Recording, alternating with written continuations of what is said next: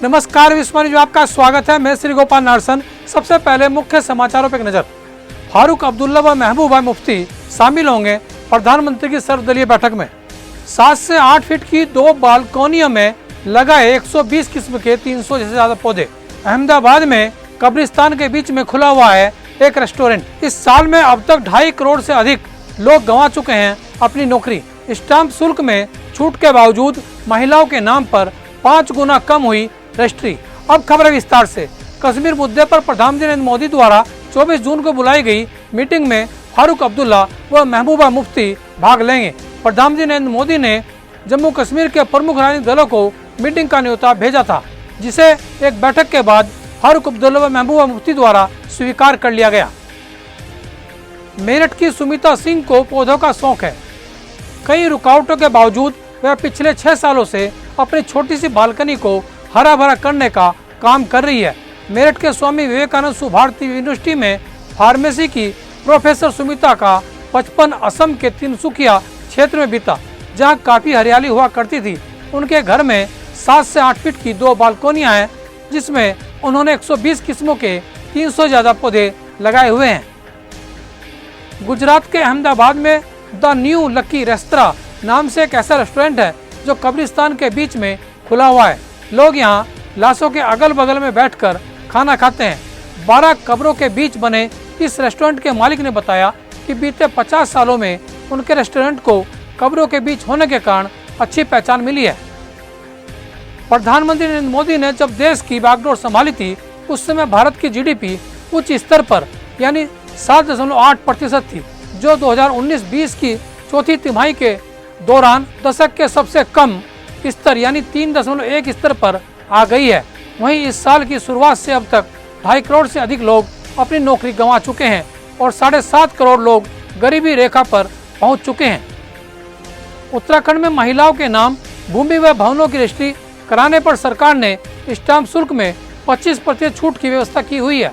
फिर भी राज्य में महिलाओं के नाम हुई रजिस्ट्रियों का आंकड़ा काफी निराशाजनक है। प्रदेश में एक साल में 1,87,715 रजिस्ट्रियां भूमि व भवनों की हुई, जिनमें महिलाओं के नाम सिर्फ 34,718 रजिस्ट्रियां ही शामिल हैं। कुंभ में कोरोना टेस्ट घोटाले की जांच कर रही एसआईटी ने हरिद्वार सीएमओ, मेला सीएमओ समेत कोविड सेल के प्रभारी से घंटों पूछताछ की है।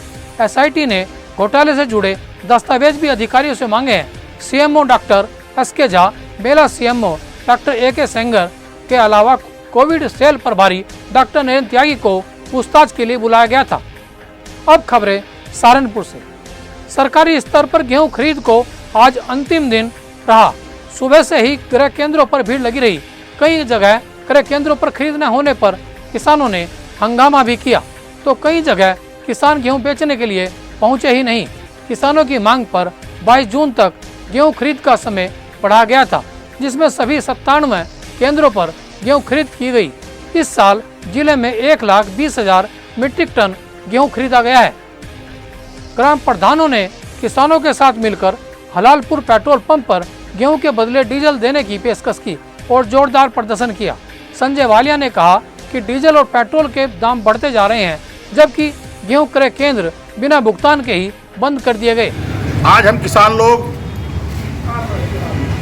यहाँ पर पेट्रोल पंप पर इसलिए पहुँचे हैं कि अब फसल लगने का टाइम आ गया है और डीजल और पेट्रोल के दाम लगातार बढ़ते जा रहे हैं। गेहूं के क्रय केंद्रों पर खरीद बंद हो गई है और जो गेहूं सरकार ने लिया भी है उसकी पेमेंट नहीं हो रही है।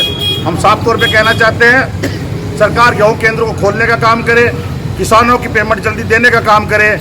आज हमारे पास पैसे नहीं थे, इसी उद्देश्य से कि भाई गेहूँ लेकर हम लोग डीजल खरीद सके और अपनी फसलें लगा सके, इसलिए हमने यहाँ आने का काम किया। लेकिन देखिए, पेट्रोल पंप वाले भी जिस गेहूं से पेट भरा जाता है उसे लेने के लिए तैयार नहीं है। कहते हैं नगद पैसे दोगे तभी आपको तेल मिलेगा। हमारी नेता आदरणीय प्रियंका गांधी जी ने कल योगी जी को एक पत्र लिखा था और उसमें कहा था कि किसान परेशान है अपने गेहूं को लेकर और वो केंद्रों पर भटक रहा है, लेकिन उनका गेहूं नहीं खरीदा जा रहा है, नहीं लिया जा रहा है।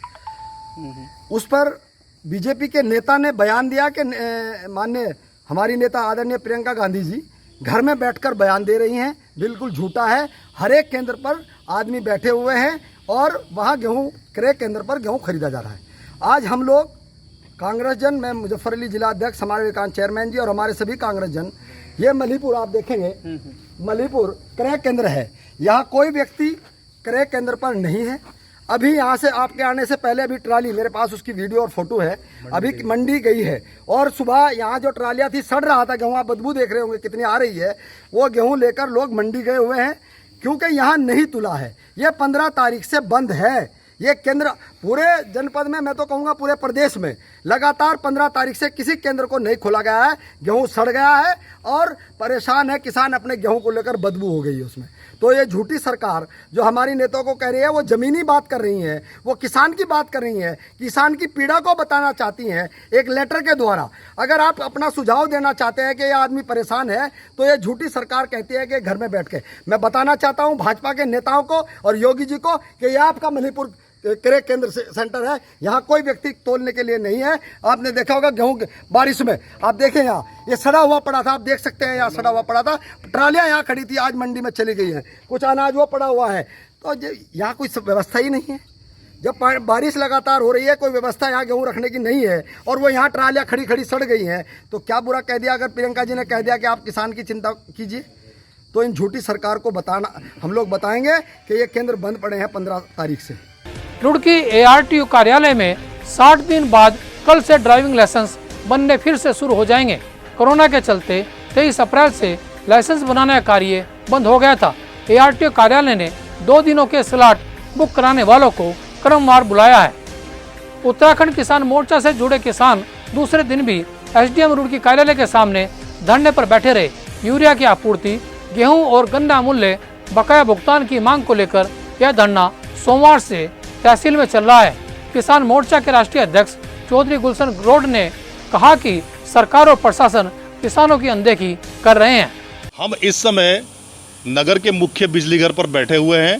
भारतीय किसान यूनियन तोमर गुट के जो ये कार्यकर्ता हैं, पदाधिकारी हैं, इनका आज बिजली की समस्याओं को लेकर धरने का, ये अनिश्चितकालीन धरने का दूसरा दिन है। अधिकारी इनकी बात सुनने को तैयार नहीं है और ये लोग यहाँ से हटने को तैयार नहीं है। अग्रिम रूपरेखा क्या रहेगी और ये आंदोलन ये आगे किस तरह बढ़ाएंगे, आज ये इन्हीं से जानते हैं। अध्यक्ष जी, कल से आप लोग बैठे हैं, क्या आपकी समस्याओं के ऊपर अधिकारी ने ध्यान नहीं दिया कुछ? कल SDM साहब आए थे यहाँ और फोर्स के साथ आए थे, इंस्पेक्टर देवबंद भी आए थे और उन्होंने आश्वासन दिया था कि आपके जो काम है, जो मेन चीज़ है, वो जिन लोगों ने कनेक्शन लिए हुए हैं, एस्टीमेट जमा किया हुआ है, पैसा जमा किया है, सारा उनका सामान भी मिल चुका विभाग के द्वारा, लेकिन विभाग की कमी के कारण उसमें ढील ढाल चल रही है विभाग वालों की और लाइन नहीं खिंच रही। कुछ उसमें इन्होंने सर्वे करने में गड़बड़ कर रखी है, क्या है वो तो ये लोग जाने। लेकिन एक्शन साहब ने भी कल ये कहा था कि जी मैं खुद जा रहा और मैं देख आऊँगा मौके पर जाकर क्या मामला है। वो वहाँ गए भी, लेकिन कोई अभी तक मामले का हल नहीं हुआ और जब तक हल नहीं होता तब तक हम इस धरने को ऐसी क्या वजह है कि कल से आप लोग बैठे हैं? गर्मी भी बहुत हो रही है और आपकी रियल समस्या है, तो क्यों नहीं आखिर सुनवाई हो रही है? क्या वजह मानते हैं आप इसकी? भ्रष्टाचार की वजह है। अधिकारी जितने भी हैं, बिजली विभाग तो सबसे ज़्यादा भ्रष्ट है। इससे ज़्यादा भ्रष्ट मैं नहीं मानता कि दुनिया में कोई विभाग होगा जितना बिजली विभाग भ्रष्ट है।